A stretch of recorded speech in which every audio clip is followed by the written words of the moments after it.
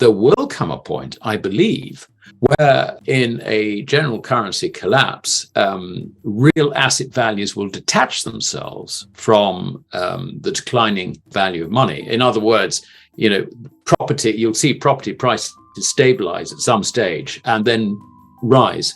They will fall very heavily in gold terms because under those circumstances, real money will be only available at huge premiums because there's not a lot of it compared with all the currency that is being destroyed.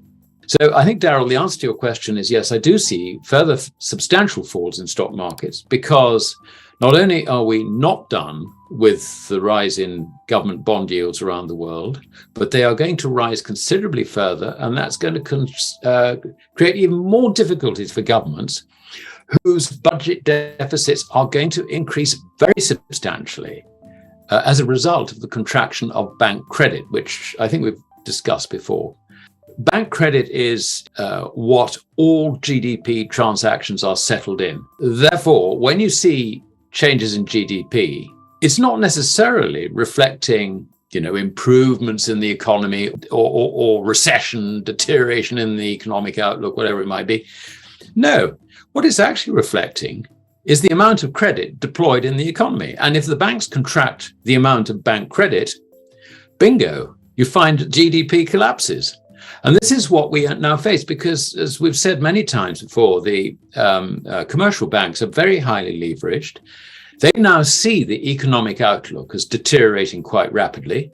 They cannot afford not to really rein in their loans to the private sector. And this is particularly small and medium-sized businesses who find that liquidity is just completely dries up.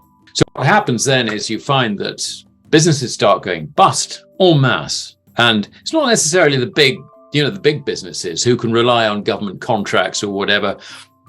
Or you find the central bank turns around and says to the commercial banks, for goodness sake, you cannot foreclose on, I don't know, name any big business you like, from mining to manufacturing in your country. They will be lent on to keep the big businesses going. Okay, so if that's the case, I've got to close down everybody else because I'm over leveraged. My balance sheet, I've got to look after my shareholders. To hell with the regulator, I've got to look after my shareholders. And that's the position that bankers are rapidly getting themselves into. So we can see that with credit withdrawn from the economy, this is commercial bank credit being withdrawn from the economy, we face not only sharply rising prices as a result of the falling purchasing power of our currencies, but a falling GDP as well. Now, this is a lethal combination as far as the authorities are concerned, because this is reflected in rapidly increasing budget deficits, which have to be financed. Oh, but we've got a problem, Houston, because it's all very well saying that, we're going to need to borrow another $1 trillion or $2 trillion or $3 trillion or $4 trillion, whatever the figure is. But this is on rising bond yields. The market is not going to let us have this, to finance this at the levels to which we have become accustomed. So this is a situation which could begin to very rapidly deteriorate. And under those circumstances, I would not hold any equities, nor would I hold any fixed interest bonds. There is only one thing to do, and that is to try and get as much as you can out of the fiat currency paradigm and hold real money, which is metallic gold and silver. When it comes to the $50,000, I'd rather look at it differently from John in that respect. I think that has to be a guess on his part. It's sort of penciling in a number. But we know that the Americans are anti-gold and pro-dollar, and good reasons why they should be, because they've promoted it to be the world's reserve currency. Everything is traded in dollars.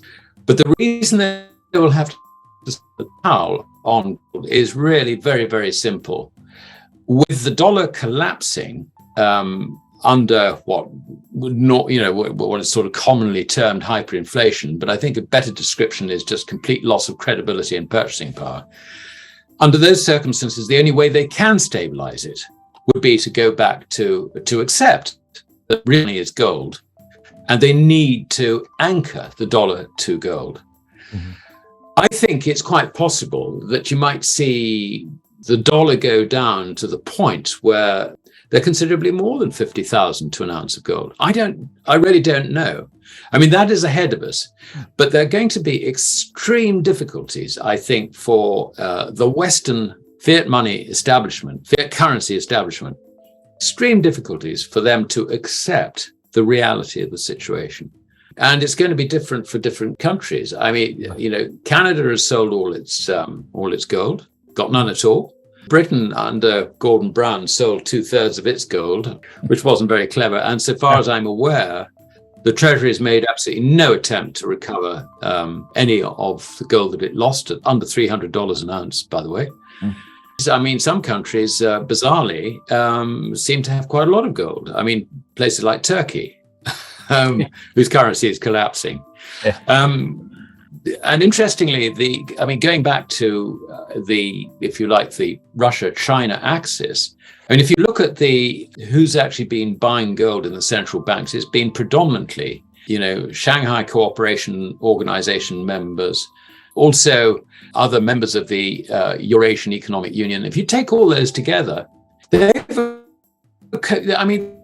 accumulated far larger amounts of gold than any of what I would call the sort of either Western aligned or non-aligned nations' central banks. I think we're looking at something like over 4,000 tons as against 800 tons. This is quite an important signal, I think, that there's going to be a more ready acknowledgement and acceptance that currencies should be linked to gold in Asia than is likely in the West.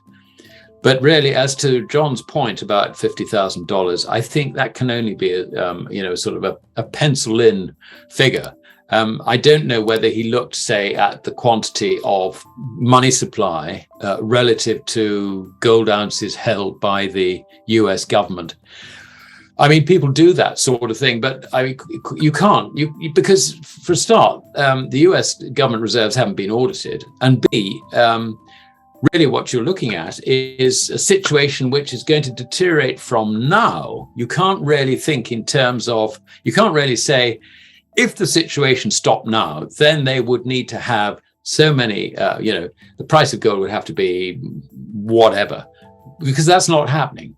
This is, we're getting a rapidly deteriorating and accelerating deteriorating condition for fiat currencies. So we cannot guess what the outcome will be in that sense. But what I can tell you is that they will have to go back to accepting that gold is money and all the rest is credit.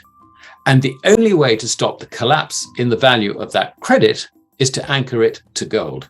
How long that will take, what we will have to go through to get to that point, I have no idea. All I just know is it's going to be very, very difficult for us because we don't, our economic establishment just don't understand money.